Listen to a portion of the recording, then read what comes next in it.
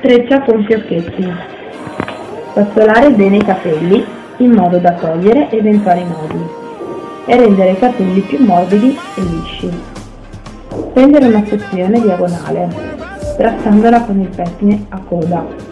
Dopodiché partire nella realizzazione di una treccia attaccata alla base, lucidandola e pulendola con un po' di lacca, cera o gel.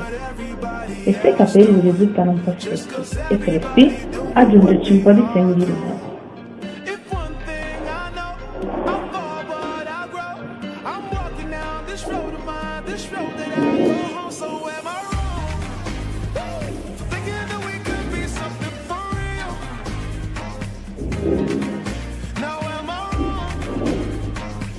Proseguendo con la separazione diagonale lasciata precedentemente da parte, prendere una forcina larga ed inserirne all'interno una ciocca di capelli e farla passare sotto la treccia, creando due fiocchetti, sempre curando bene i capelli che fuoriescono.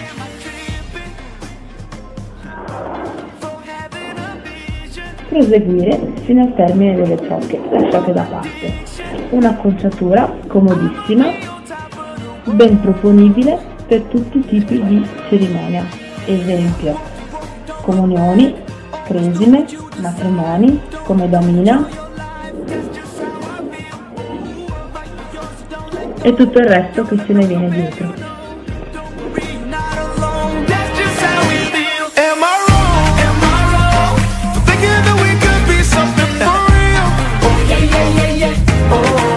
Now am I wrong for trying?